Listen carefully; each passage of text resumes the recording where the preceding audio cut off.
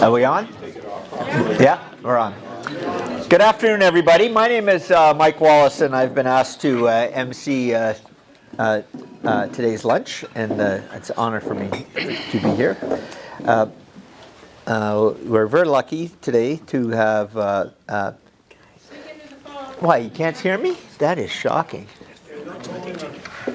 Hey, thanks. Who pointed that out? There you go. They've taken away the lunch? That is true. I am not tall enough. Thank you very much for everybody for being here. Let me just get this out here. So, Professor Romel, do you like the first name or the last name? Mostafa? Romel is good. Romel? Romel is good. Romel.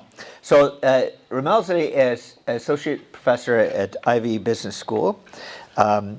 We are very lucky to have him here today. We are looking forward to his insights on what's happening in the world and in the economics world, particularly with tariffs. But just a little background on him. He's an assistant professor of business economics and public policy at the Ivey Business School. Romel's areas of research and expertise include strategy and capability development in new firms, innovation and competitive dynamics, industrial evolution and policy. Who knows whatever that means? But he probably got a PhD in it too. So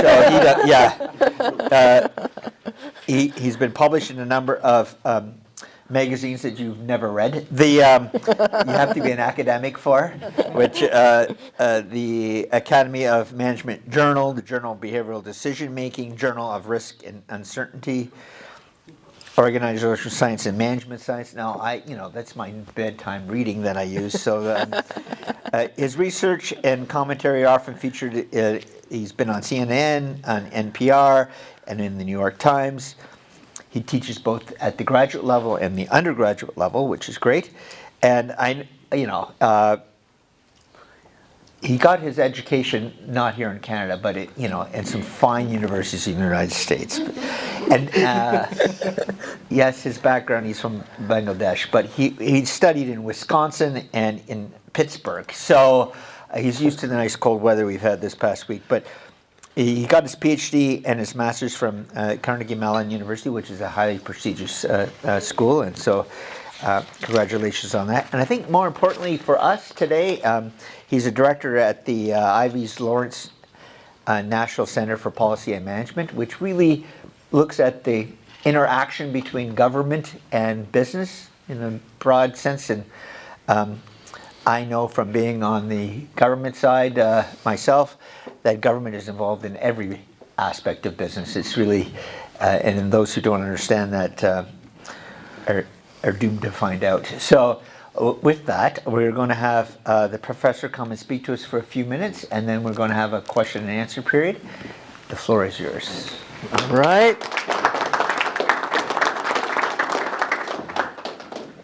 Guilty as charged. All right, guilty as charged. Even those papers that I wrote, right, and the journals. Thank you so much for coming and giving this platform to me to share some thoughts. And thank you, Michael, for your kind words, and importantly for your many contributions to our nation. All right, as the former member of Parliament for Burlington, you've played a key role not only in advancing our local communities, but also in strengthening our nation. All right, from funding critical infrastructure projects to serving as chair of the Standing Committee of Justice and Human Rights, and in deepening Canada-Japan relations, for which you were honored the Order of the Rising Star. Indeed. Indeed. Your service is truly inspiring, okay? Truly inspiring. I am the one who is truly privileged to be here today, to be standing before such an exceptional audience. And of course, my thanks go to the organizers, Stuart, Joy, Howard, Zach, and Rod. I know he's in Australia. Many thanks, right, and others who have actually put this gathering possible. Really appreciate all your efforts. Thank you. As we gather here this afternoon, I want to talk about a topic that affects all of us in Southern Ontario, in Southwestern Ontario in particular, and indeed across Canada. Right? This is the intersection of tariffs, technology, and we're going to talk about transformation.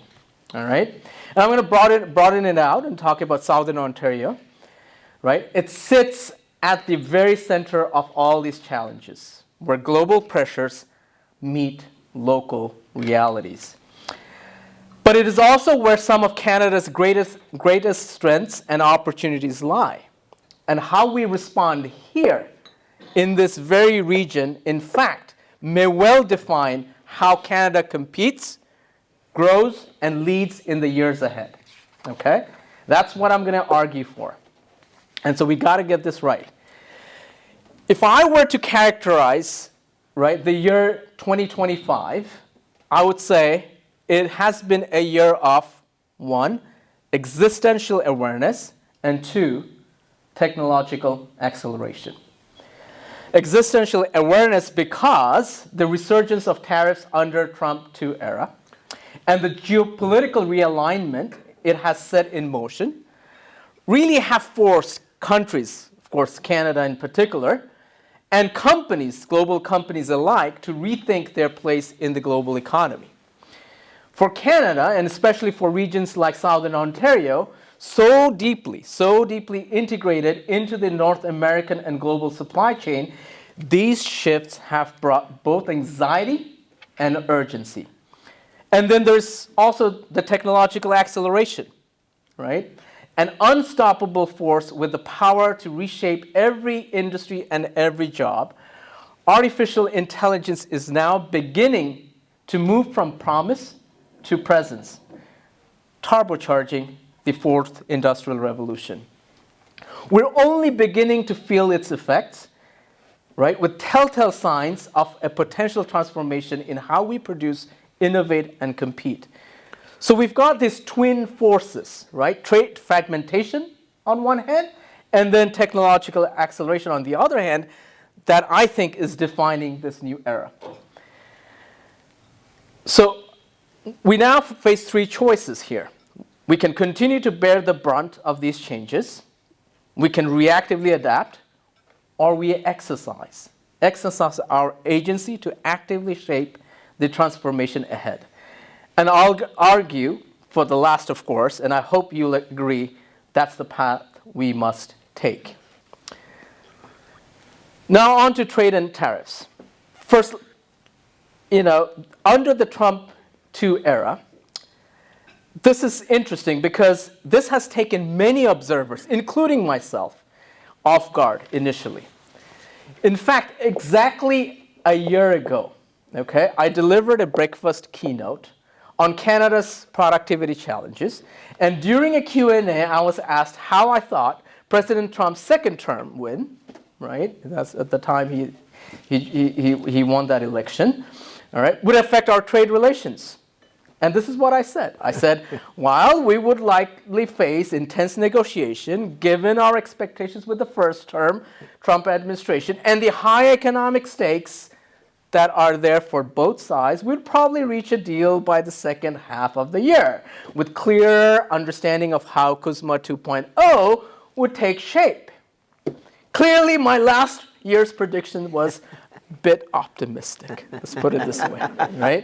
Now, if I had a nickel for every time I mispredicted Trump, I would have probably have enough to pay off my mortgage.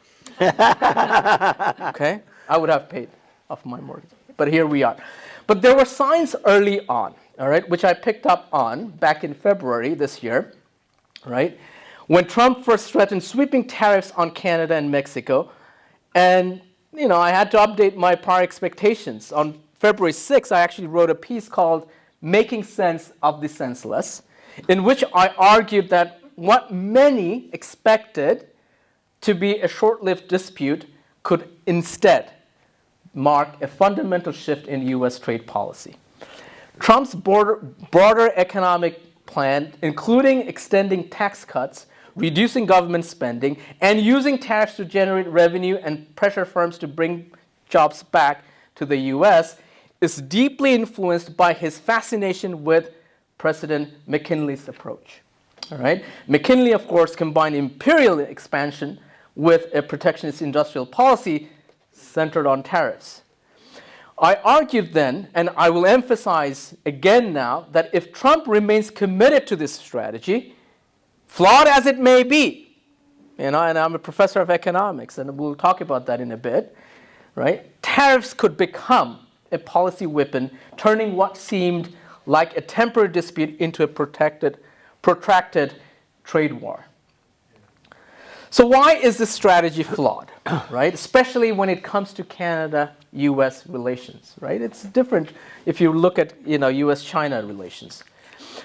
For one, it was never about fentanyl. The amount crossing the U.S.-Canada border is minuscule, okay? It's also misleading to suggest that Canada somehow takes advantage of the U.S. in trade. Yes, Canada runs a surplus in goods, but it runs a deficit in services. And we know that goods surplus is driven largely by energy exports, which they get in discount. Okay? It's actually helping them. And, if you think about trade skirmishes, there's nothing new about neighbors. Canadians have long, complained about U.S. Farm Bill. Okay? And Americans complain about our dairy supply management. All right? We know those things. These are friction points between close trading partners, but there are hardly any grounds for sweeping trade war. Okay? In fact, what's often been overlooked is the fact that Canadian firms have been investing heavily in the U.S. for years, for the last 15 years. Okay, if you look at the trend, Canadian foreign direct investment in the U.S. is nearly twice to the U.S. than the other way around. Okay, and these are foreign direct investment, which means that they're actually putting in factories, hiring people, right, adding jobs in the U.S. Yet Trump's rhetoric often blames Canada for its decline of U.S. manufacturing. A claim just doesn't hold up. In fact, there is research. The professor colleague at the University of Toronto, Daniel Tefler, for example, showed that after tariff reductions under the Canada-U.S. Free Trade Agreement, the first one, right, both countries initially saw job losses. But then what happened is that efficiency came in. They became more productive, and they actually grew, okay, over time. And that has actually been able to help sustain our competitive advantage for North America and push out in a competition from other parts of the world, including Japan and now China. So the reason our supply chains have become so deeply integrated across the border, whether in autos, machinery, equipment, food, or beverages, is because both nations have learned to leverage their respective strengths. That integration has enabled North American-made goods to compete globally, not undermine U.S. manufacturing. More recent evidence points elsewhere, for sure. U.S. manufacturing job losses have far more to do with automation and rising imports from China. China's labor costs are substantially low. And that is also, those forces have actually been felt here in Canada as well. And don't get me wrong, the United States is an exceptional economy. I have been there. I lived there for 14 years, and it is the envy of the world. But no matter how exceptional an economy is, no country can or should try to produce everything.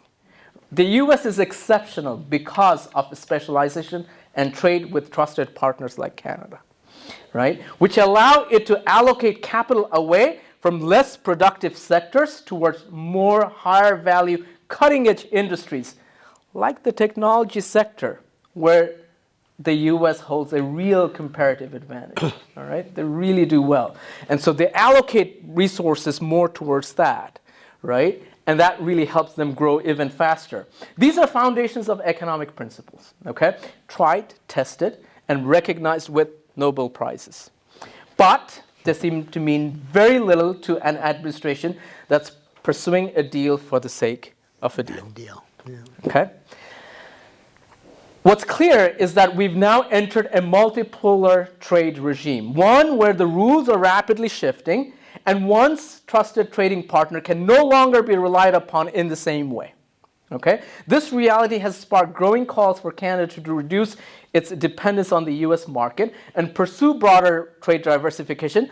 But as many of us know, that's far easier said than done, something I'll return in a bit. Now let's shift gears on technology acceleration, because that's another force that's taking place. Okay? What began as a wave of automation and digitalization has now entered a new phase of machine learning and generative capability. Global corporations are racing ahead in using or exploring AI, from optimizing logistics and product design to driving customer engagement and decision making. Governments are responding in kind. The European Union has passed its landmark AI Act. The US has issued its AI Action Plan, and I know my students are working on that. And China has embedded AI deeply into the industrial strategy. In effect, we are witnessing a new geopolitical and economic arms race, this time for data, algorithm, and computational power. Of course, there's undeniable element of hype in this moment. There is hype, right? I don't know what the stock market is today, right? And you've seen the run-up, right? And now this cooling off seems. But I'm reminded of Roy Amara's timeless insight. We tend to overestimate the effect of a technology in the short run and underestimate its effect in the long run. Just like .com, right? Initially, we overestimated it. There was a big, bubble. It burst. But then we know, the internet and companies like Amazon and others have really reshaped many industries, right? So industry observers often describe AI as a general purpose technology. And what they mean is, like, much like electricity, it is capable of being applied across nearly every sector, right? But to me, it is actually more than that, okay? There's a distinction. Electricity required human intelligence to harness and adapt to different uses. AI is more than our previous conception of general purpose technology. It is a thinking system of its own, okay? It brings its own form of intelligence, one that will evolve, perhaps through step changes, right? And we've already seen with the generative AI, now there's the talk about agentic systems and what may yet emerge in the horizon. Already, AI is accelerating scientific discovery, from identifying new drug compounds to optimizing materials for clean technologies. In manufacturing, it is blurring the boundaries between the digital and physical world. AI-powered robots are now capable of framing an entire custom-built house, complete with roof, windows, and doors, in a single day. A breakthrough led by none other than a Canadian firm called Promise Robotics. And we're doing a case study on them. Fusion of AI and robotics is enabling real-time adaptation, higher flexibility in production, predictive maintenance, and improved quality control. A survey by Rockwell Automation indicates that 95% of manufacturers globally either are investing in or intend to invest in artificial intelligence within the next few years. Okay? The World Economic Forum highlights the industrial AI could boost global GDP potentially about 2% a year. And as with many industrial revolution, some sectors will be shaken up. New ones will emerge, and we will see both risks and opportunities for diversifying our industrial base. In short, how we create value, how we produce, is likely to change dramatically over the next decade. The implications for labor market are also profound, right? AI is likely to create both substitutes in terms of tasks, right, replacing some existing tasks, and also create new ones, complements. In retail, for instance, automation is already reshaping checkout systems, customer service, and inventory management. At the same time, entirely new roles are emerging, from managing AI systems, training data, and curating personalized experiences. These are not just replacements for old tasks, they represent a shift in very nature of work. So in the last two industrial revolutions, if you were to ask me, the disruptions on the labor market typically lasted about 5 to 20 years, all right? The industrial revolution would happen, it will displace some of the tasks, create some complements, but within 20 years, we will get into what economists call an equilibrium, all right? Steady state. Those disruptions would vanish, and then people would have adjusted by then. This time, this is probably going to be much more transformative, because if machine intelligence continues to improve over time, albeit non-linearly, we may be facing continuous disruption in the labor market, driven by an intelligence that keeps learning and improving, right? So, in such a world, labor adaptability and lifelong learning will not only be valuable, but in my view, it will become essential. All right, we will have to keep on adapting to these changes. So the convergence of these two forces, a fragmenting global trade order and accelerating technological change, marks a pivotal inflection point for Canada. Okay, it is about market diversification, yes, but diversification away from an overwhelming dependence on the United States, with which our market have been deeply integrated and intertwined with, right? At the same time, it is about transforming the very foundation of our industrial economy. As global value chain realign and technologies like AI redefine where and how production happens, the nations that thrive will be those that not only adapt, right, but also actively shape it. Aligning trade strategy with technological capability, workforce renewal, and the protection of national interest all are going to become important. For Canada, this is a wake-up call, and it's an opportunity. The old model anchored in the US-centric trade regime is giving way to a world defined by multipolar competition, strategic technology races, and rising security threats, both physical and cyber. Indeed, economic policy, industrial strategy, and national security are now inseparable. We typically in the past would take these things, in different buckets. Now they're all intertwined. The task before us is not simply to find buyers for familiar products, but to reshape industries for new global order, industries that harness technological shifts while strengthening our sovereignty and resilience. Sounds like a tall order? Because it is. It is. Why Southern Ontario, right? Why should we focus on Southern Ontario? Because if Canada were to thrive in this new era, there's one region that will define our success, and that is it is here.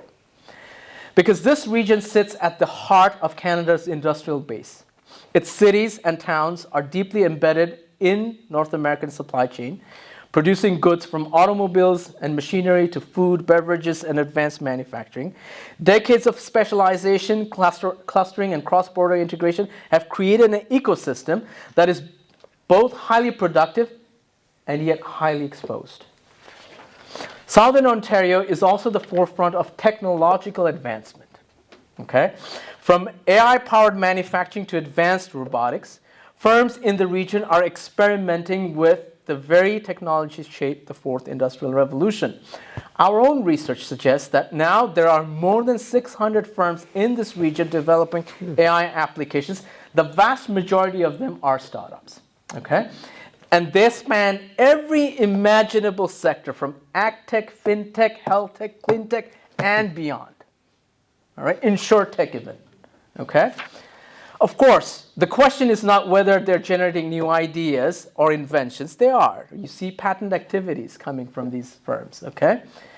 But whether these firms can actually scale up and whether their technologies will be adopted broadly enough to drive productivity growth, right? It remains an open question, but one thing is clear, the basic ingredients are here. Southern Ontario is also Canada's trade gateway. its companies don't just serve domestic markets, they export across the United States, Europe, and increasingly Asia. When global trade shifts, Southern Ontario feels it first. Tariffs, regulatory changes, supply chain disruptions, they land here and ripple across the country. We can already see the human side of this adjustment, right, with the Trump tariffs. Unemployment has risen in Windsor and Brantford, all right, substantially, which have, borne the brunt of several factory closures. There are also job losses elsewhere. Ingersoll, right, 1,200 jobs lost when GM shuttered its Bright Drop facility. In Brampton, 3,000 workers were affected by Stellantis. In Windsor, Ford terminated nearly 500 positions. London, meanwhile, is holding steady, around 6.5% unemployment rate, thanks to a more diversified economy. Okay? Service sector, healthcare, right? And we have also finance, right? That's holding up. But even here, the ripple effects are visible because what we are expecting is displaced workers from nearby towns would move in search for jobs, right here. Indeed, Southern Ontario is the battleground, okay, for Canada's trade and industrial transformation. The same forces that threaten disruption also create opportunity, of course. So this is where in Southern Ontario is where those opportunities can be realized, scaled, and then exported, right? So the question before us is simple but profound. Will Southern Ontario become the engine of Canada's renewal or the epicenter of struggle to adapt? All right? If this moment feels like an existential test, that is because it is. Okay? Now, the scale of disruption demands nothing short of generational transformation, one that requires rebuilding the physical, digital, and human foundations of our economy. If I may, right? If I may, take a little bit of, the conversation towards more thinking about what this government is doing, and I'll try to be as unbiased as possible. The government is taking some critical role to play at the outset, all right? And the government should play critical at the outset because when you have these kinds of transformation that takes place, you have to set the conditions, you have to de-risk early investments, you have to align public purpose with private initiatives. But make no mistake, it is the entrepreneurs, innovators, and businesses will ultimately drive the transformation. Okay? It's actually, the government can come in and create these conditions and lead some, infrastructure projects, but it is actually the businesses and entrepreneurs that would actually lead eventually that transformation. And we're seeing, some of this thinking take shape in the Carney budget of 2025. But I wouldn't call it a generational budget, rather a transitional one, okay? The government has shifted its focus, thank God, from support and consumption programs toward investment in infrastructure, productivity, and defense, okay? We can debate the scale and composition of those investments, but the direction seems broadly right. Frankly, the question isn't why we're investing now. It is why it took so long to reorient government spending towards the future. In fact, it's a funny story. In 2021, I wrote a piece where I said, in addition to fighting COVID and supporting our healthcare systems, we need to make investments in infrastructure and growing our national capacity. I was vilified. Romel, how could you say that? Right? This is a crisis. We have to focus on this. Right? Not investments in future. Right? If we had built some infrastructure, if we had some mining going, right, we'd probably have much more negotiating chips with Donald Trump now. Right? But here we are. But for now, let's put the past to rest. The task now is to make this transition count. And that means turning broad ambition into practical execution. Announcing commitments is the easy part. right? It's nice. You get all the press come, you make these big announcements. The real test is whether we can mobilize resources, coordinate across governments and industries, and deliver at the scale and speed this moment demands. And yet what remains missing, I think, from this particular government is a clear articulated strategy, right? It feels like there's a lot of announcements and feels like sometimes it's like a shotgun approach. What we need is a roadmap that helps citizens, businesses, and communities understand how Canada intends to lead through this transformation. Without that strategic coherence, our efforts risk feeling piecemeal, even reactionary, right? A collection of initiatives without a unifying direction. We need to know what infrastructure projects are we prioritizing and why? How will these investments expand our national capacity, crowd in investment capital, right, private capital, and enhance the competitiveness of our industrial base? How do we intend to strengthen our defense manufacturing, building on existing strengths while filling in some critical gaps in our ecosystem so that we add substantive value here in Canada, not just import finished goods or assemble imported components? And beyond that, how do we leverage our emerging strengths in AI, advanced manufacturing to transform other industrial sectors? These are just supply-side questions that must anchor a national strategy. But supply alone won't do it. We need to connect industrial development to the demand side, to the markets that will sustain it, right? And remember, we can't really count on the US anymore, okay? It means deepening our internal market to sell across provinces, removing interprovincial trade barriers, and there's still a lot there to work on. And it means redoubling our efforts to diversify internationally, because having the most trade agreements in the GS means little if we remain dependent on one market for 3/4 of our exports. What's needed is not a 100-page, plan, but a high-level roadmap, a systems view of how policies on infrastructure, trade, technology, and industrial development fit together across both supply and demand. Such a framework would provide a sense of purpose, sequence, and accountability, right? And just as importantly, it would, I think, bring Canadians along on what will be inevitably a long and difficult journey, okay? Without a clear roadmap, even the right investments can lose their way. And when that happens, the political risks are real. Canadians will support bold change, I think, but only if they can see where it is going and how it helps them and what success looks like, right? Remember I said about, in the end, right, the government initially can set the conditions, create some spark, but it's actually, in the end, it's the businesses, the entrepreneurs that are actually going to lead this transformation. So we need to bring in business dynamism, right? If Canada is to thrive in this moment of technological acceleration, we must unleash entrepreneurial and business dynamism.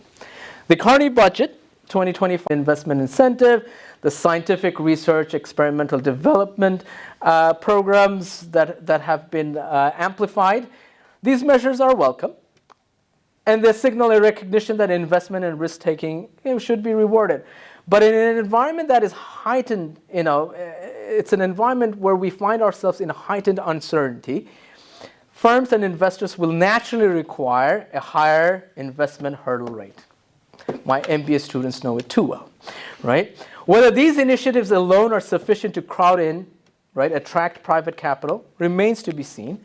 And opportunities exist to go further. For example, targeted corporate or payroll tax reductions for scale-up ventures, right, specifically that are trying to grow. Beyond capital, a major constraint on business dynamism lies in regulatory bottlenecks. Across sectors, these bottlenecks often delay the adoption of new technology and slow commercialization. We were just talking about, right, you've got different sizes of pipes and other things across different cities, right? If you're a manufacturer, you have to, produce all these different kinds. You can't standardize and scale. In AgTech, regulatory barriers can postpone adoption of precision equipment, IoT solutions, and other innovations, right? In health tech, complex privacy and data governance rules that vary across provinces, right, are cumbersome, and you've got interoperability issues that really slows down the path of diffusion of technology. More broadly, acquiring industrial land, navigating municipal zoning still remains a problem in many parts of our country, right? We need regulations that ensure safety and public trust. Don't get me wrong, but they have to be streamlined and consistent and cost effective. Doing so would accelerate technology adoption, enhance market access, and hopefully unlock the entrepreneurial and business dynamism we urgently need, right? Very quickly, on trade, because we've talked about trade, Canada has negotiated an impressive number of free trade agreements, right? But we haven't really capitalized on them. The hard work doesn't end with the signing treaties. The real challenge begins after the ink is dry, right? And so here are just a couple of ideas, essentially. If you think about firms, right, seeking to export in new markets, the international scholars would say, oh, they face this idea called liability of newness. What is that? Unfamiliar regulations of the foreign markets, cultural differences, distribution challenges, risks of establishing credibility with foreign buyers. These barriers, research shows, are substantive, and many promising Canadian firms never fully realize their global potential because of them. Government agencies can play a role in mitigating this risk, right? By connecting Canadian sellers with trusted international buyers, facilitating initial partnership, building credibility abroad, right? They can lower some of these barriers to entry and accelerate market penetration. There are some programs such as Trade Commission Service, EDC's Market Insight, and Trade Port, and Canada Business Exporting Portal, but we need to review their effectiveness and explore ways in which we can engage more firms, right, through these processes. And beyond simple matching, success in international markets require a hands-on presence. And Singapore has done really well on this since 1960s. Through our trade missions, we need to create gateways for in-market support and sustained engagement with foreign partners that can help ensure Canadian firms can successfully enter and scale. The goal is not just to open doors, all right, but to build durable networks that allow Canadian innovation, technology, and industrial capability to thrive on the global stage. Human capital. A successful industrial and technological transformation will require human capital capable of thriving in an AI-driven economy, for sure, right? The nature of work is already shifting. We've talked about this. What you can see now is that there are signs of entry-level tasks are being replaced by AI, right? And so we're seeing fewer entry-level positions being available. While it is too early to really make a definitive judgment about how AI is going to impact our labor market, we cannot afford to wait and react, right? The government has made some announcements, Workforce Innovation Fund and a national training platform, right, which are a step, I think, in the right direction. But the scope and ambition of these programs remain unclear. To truly move the needle, these initiatives must be tied to measurable outcomes, linked to emerging industrial priorities, and capable of delivering training at scale. Training programs must go beyond incremental skill upgrades. They need to build AI fluency across sectors, ensuring that workers can adapt to technologies that are reshaping production, logistics, and management itself. And perhaps, and this is an idea that I have, which is developing apprenticeship pathways, right, with the businesses to explore ways in which students, right, and in-transition workers gain real-world experience where they also apply AI tools, right, effectively bridging the gap created as traditional entry-level work disappears. Human capital cannot be an afterthought. It must be a central pillar to national strategy. And finally, I would be remiss if I didn't talk about the budget, right? And balancing it, the fiscal discipline, so to speak. So there's the question of fiscal discipline. The 2025 budget signals a welcome shift towards spending restraint, sort of, but it stops short of the bold realignment this moment demands, I think, right? Interest payments on the national debt are projected to climb from, what was it, 7.5 when the Trudeau took over, to 13 cents, right, for every dollar of revenue by 2029, 2030, I think. Right, and that would limit government's future capacity to invest in growth and resilience unless somehow we project, right, we have actually higher GDP growth. The government has announced creation of an Office of Digital Transformation to mobilize operations, and it has launched a comprehensive expenditure review to rein in spending, right, aiming to save about 13 billion, I take it, and annually by 2028, 2029, alongside a modest public sector workforce reduction, about 16,000 positions over the 3 years, roughly 4.5% of the total headcount, right? I say modest because, since, 2019, our, public workforce has actually grew more than 25%. It's really bloated, okay? These measures are prudent, but they feel incremental rather than transformative, particularly given the scale and challenge ahead. A more aggressive and strategic expenditure review could have freed up capital for investment in industrial transformation, human capital, and innovation ecosystem, right? So Canada doesn't just need to tighten its belt, it needs to spend smarter, right? And actually save, if it can. So to bring everything to close, if Canada is to succeed in this transformative moment, Southern Ontario will be the proving ground. It is here, right? We're gonna actually, be the place where we're gonna feel the effect and potentially also transform our economy. What happens here will not just determine regional outcomes, it will shape Canada's capacity to navigate trade fragmentation, technological acceleration, and industrial renewal. This is no small task. It will require clear strategy, bold investment, entrepreneurial courage, and a commitment to human capital development in this shifting world. What gives me hope, all right, is that the determination of Canadians, okay?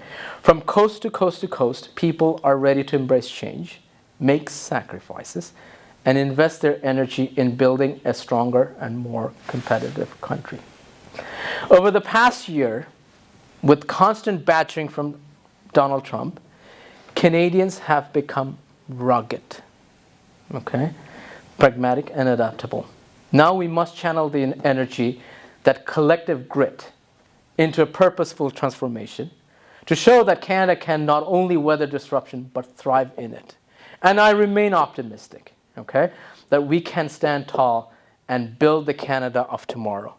Innovative, resilient, and globally competitive.